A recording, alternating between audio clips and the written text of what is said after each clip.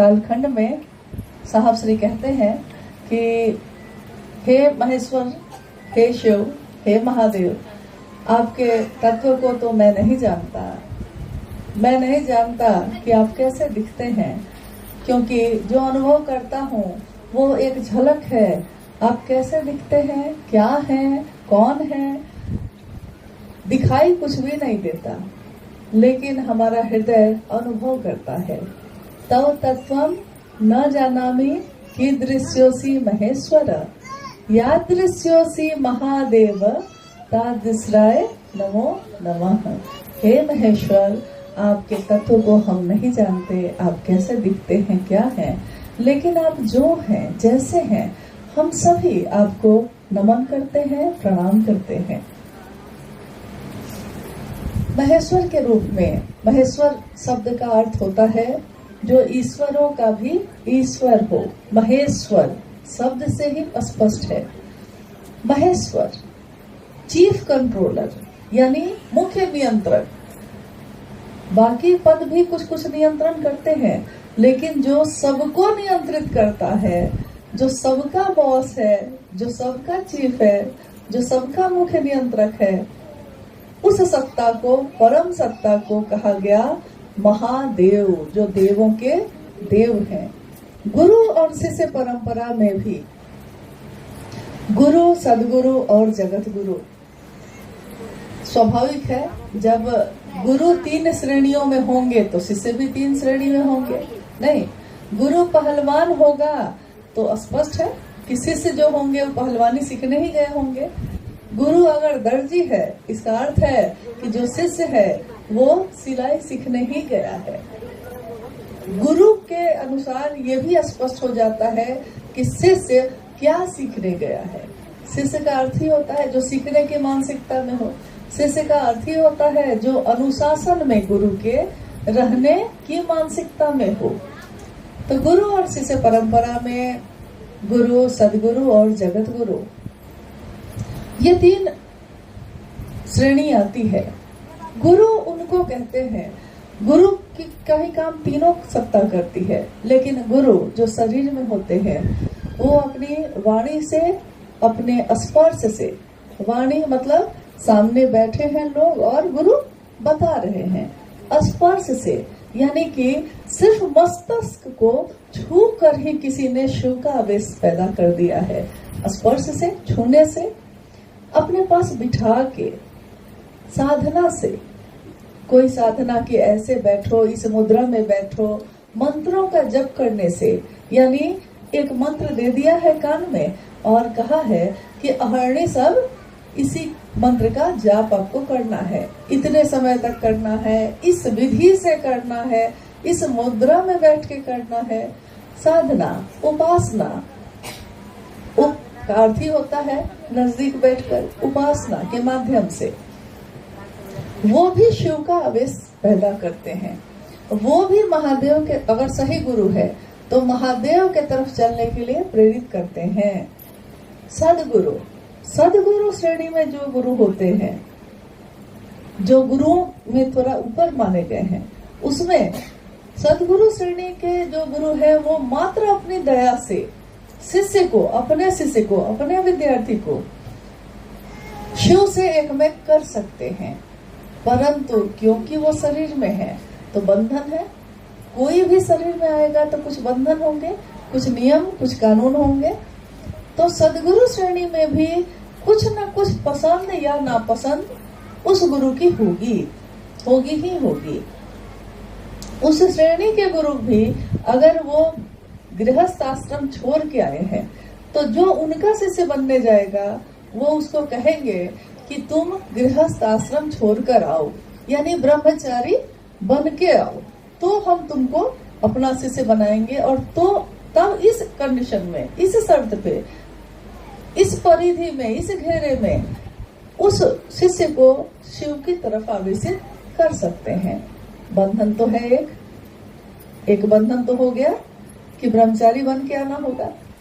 कोई है जो खान पान की वर्जना आरोपित कर सकते हैं, उनको नहीं पसंद, उनकी पसंद की परिधि में नहीं है, तो वो कहेंगे कि मांसाहार छोड़ के आना होगा, शाकाहारी बन के आना होगा, कंदमूल फल फूल खाना होगा, खिचड़ी खानी होगी, सादा भोजन करना होगा, उच्च विचार रखने होंगे। इस तरह की एक शर्त तो हो गई, एक बंधन तो हो गया। कोई पुरुष है तभी शिष्य बनाएगा, कोई स्त्री है तो शिष्य बनाएगा।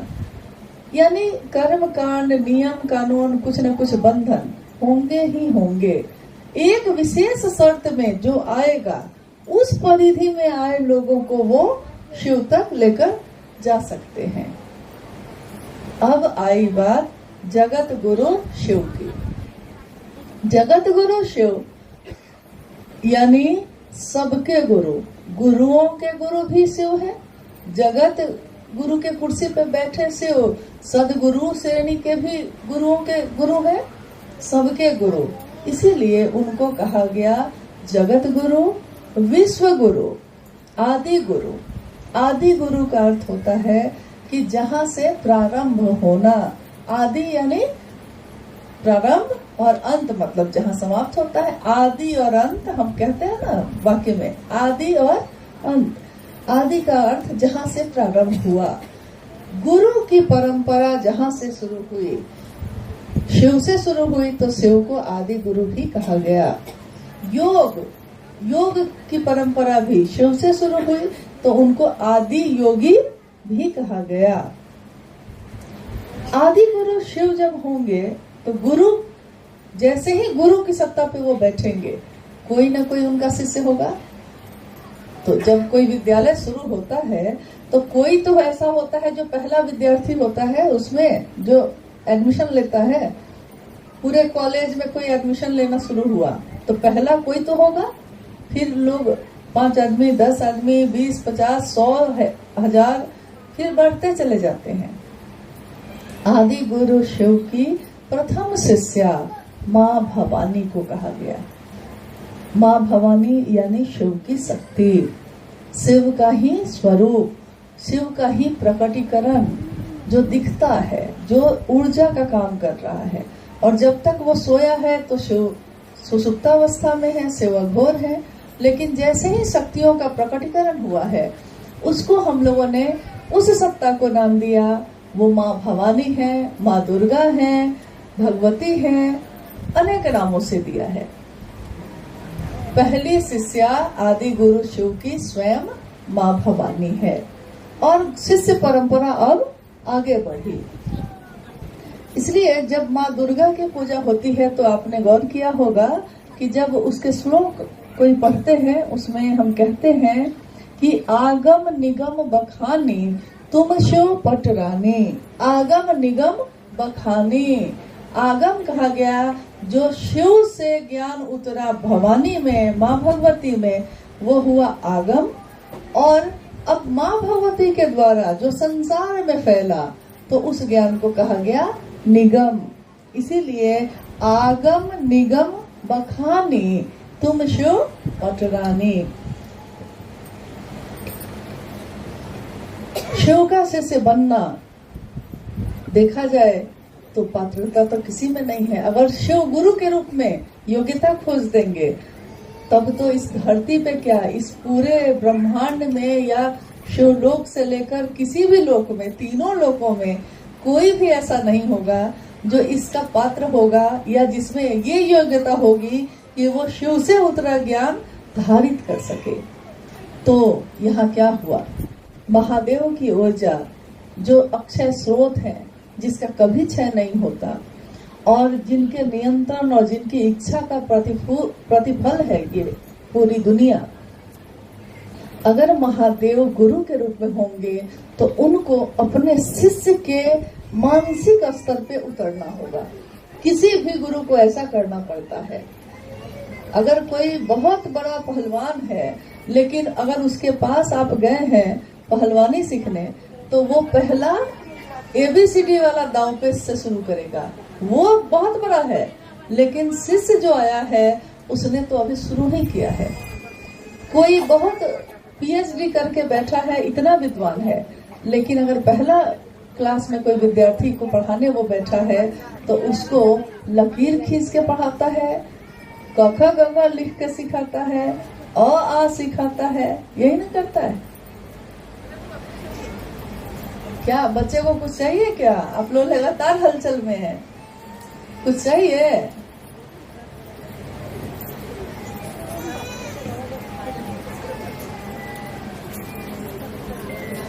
बच्चे परेशान हैं।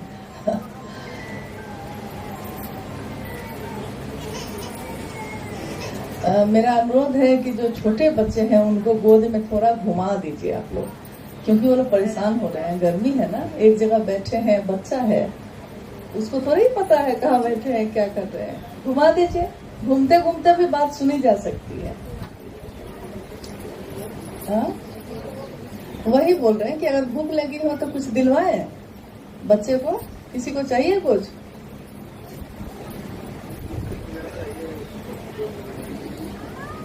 कोई बोलने को तैयार नहीं है।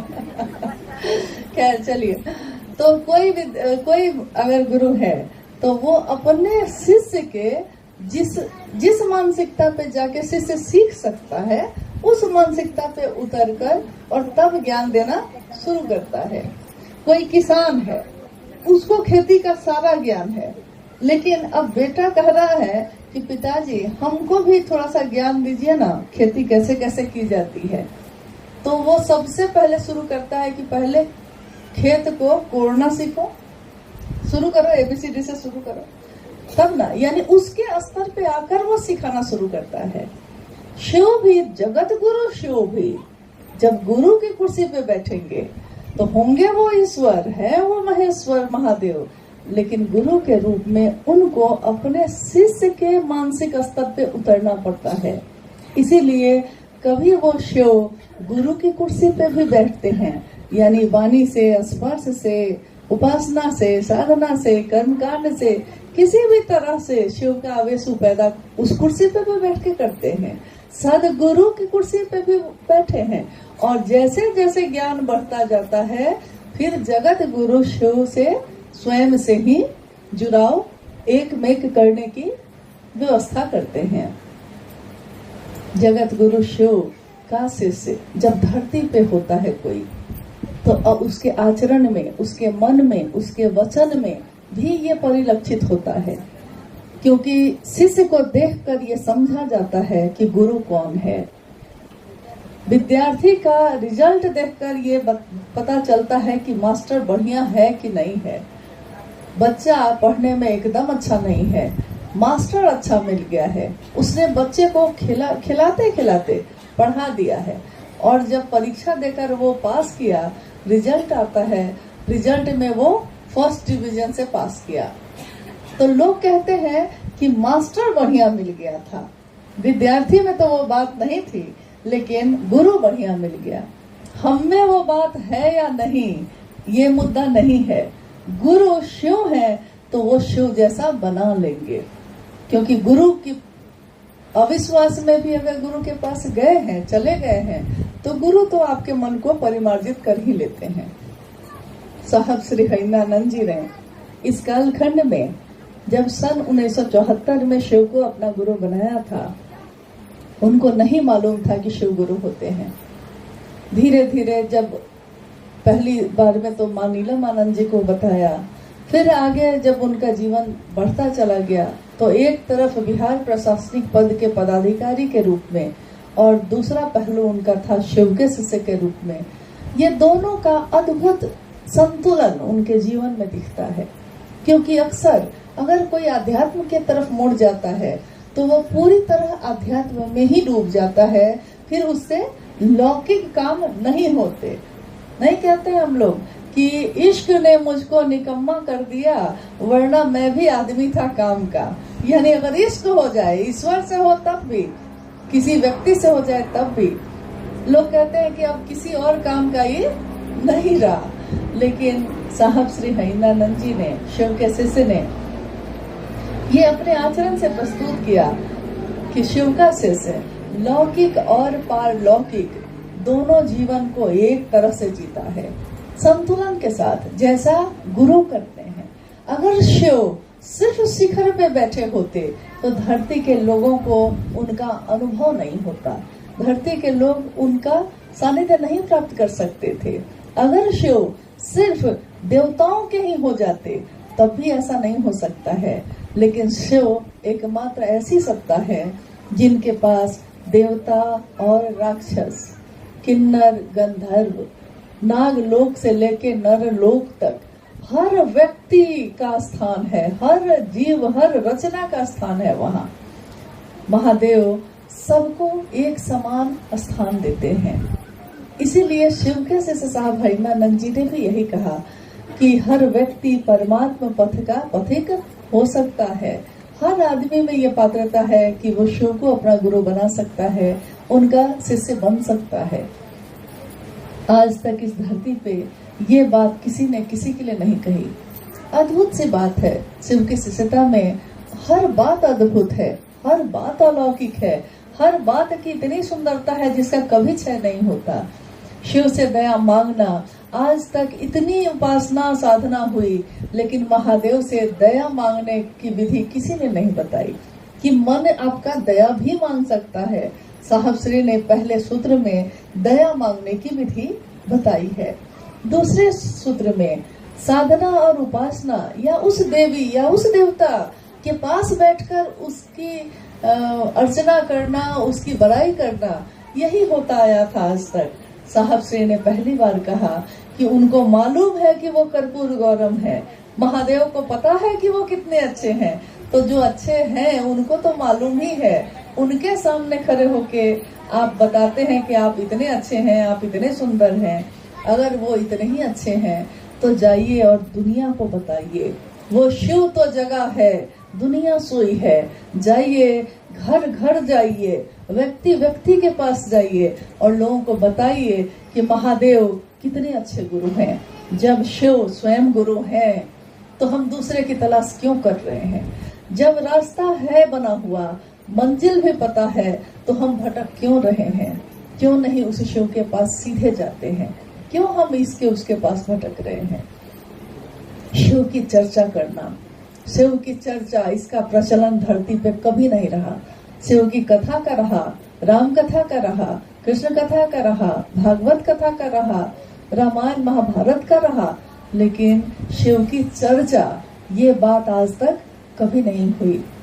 महादेव को नमन मेरा मन करेगा, आज तक तो लोग यही बताते रहे कि आपकी मुद्रा करेगी, आप हाथ जोड़िए तो प्रणाम होगा, आप पैर मोड़कर बैठिए और झुककर सर टिकाइए धरती पे तब प्रणाम होगा, आप पूरा का पूरा शरीर लेटा कर साष्टांग प्रणाम करिए तब प्रणाम होगा।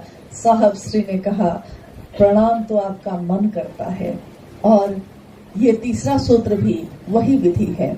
आप बिस्तर पे लेटे हुए भी मन से अपने महादेव को प्रणाम कर सकते हैं। आप हॉस्पिटल में बैठे हुए भी महादेव को प्रणाम कर सकते हैं। महादेव को प्रणाम करना, इसके लिए कोई नक्षत्र, कोई राशि, कोई स्थिति, कोई परिस्थिति देखने की जरूरत नहीं है। पल पल में महादेव को प्रणाम किया जा सकता है। ये अद्भुत विधा है, ये अद्भुत सूत्र है जो तीनों सूत्रों के माध्यम से हम सभी के जीवन में उतरा है, आया है। हम सब बरभागी हैं, सौभाग्यशाली हैं। कितने कर्म किए होंगे किसी ने, तब इस युग में जन्म हुआ है जहाँ महादेव मेरे गुरु हुए, आपके गुरु हुए। जिस बात के लिए कितने देवी देवता, ऋषि, तपस्वी तरसते रह गए, हम सबको साहब श्री ने कितने आसानी से, कितनी सरलता से उस रास्ते पे चलना सिखा दिया है। कितनी आसान लगती है ये विधा, जो कि आसान है नहीं। जंगल में अकेले बैठ के मंत्र का जप करना शायद आसान है।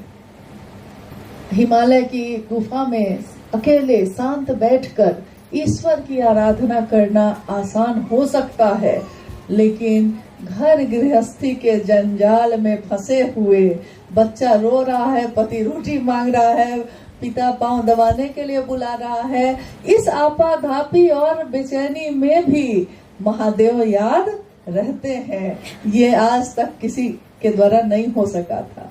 महादेव याद रहे, हमारे मन को हर पल याद रहे, ऐसा तो कभी हुआ ही नहीं, और आज ये हो रहा है।